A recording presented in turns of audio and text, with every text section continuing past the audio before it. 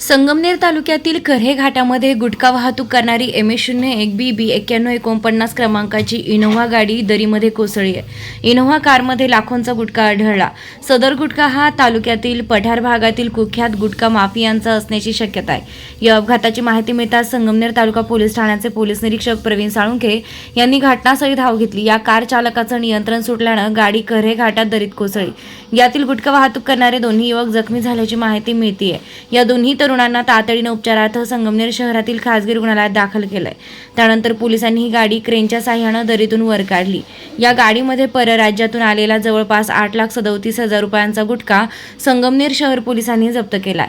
यातील दोन्ही आरोपी हे या अपघातामध्ये गंभीर जखमी झाले असून त्यांच्यावर उपचार चालू आहेत.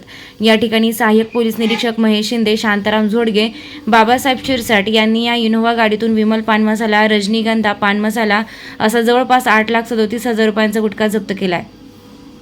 या प्रकरणी संगमनेर तालुका पोलीस ठाण्यात गुन्हा दाखल करण्यात येणार आहे. यातील जखमी आरोपींची प्रकृती चिंताजनक असून हा गुटखा कोणाच्या सांगण्यावरून कोठे जाणार होता याचा तपास केला जाणार असल्याची माहिती पोलीस निरीक्षक प्रवीण साळुंखे यांनी दिली आहे.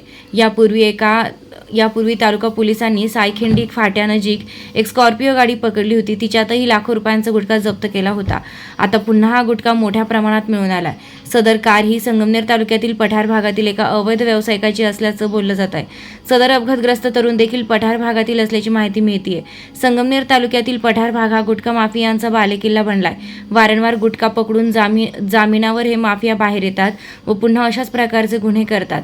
विशेष म्हणजे या माफियांचे गोडाऊन त्यांच्या घराच्या आसपास असतात, परंतु पोलीस प्रशासनाला हा गुटखा मिळत नाही. आजही काही कार पठार भागातील कुख्यात गुटखा माफियांची आहे अशी चर्चा दबक्या आवाजात सुरू आहे. अन्न व औषध प्रशासनाचे आयुक्त तुकाराम मुंडे यांनी गुटखा माफियांवर मकोका कायद्याअंतर्गत गुन्हा दाखल करणार असल्याचं बोललं गेलं, परंतु प्रत्यक्षात असे होईल का अशी शंका निर्माण केली जाते.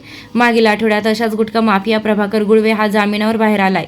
यावर देखील मकोका कायद्याअंतर्गत गुन्हा दाखल करणं गरजेचं आहे, कारण अनेक गुन्हे दाखल होऊनही देखील हे लोक जामिनावर बाहेर आल्यावर पुन्हा त्यांचा गोरखधंदा सुरू करत आहेत. त्यामुळे या माफियांवर देखील मकोका अंतर्गत कारवाई करावी अशी मागणी सुज्ञ लोक करत आहेत.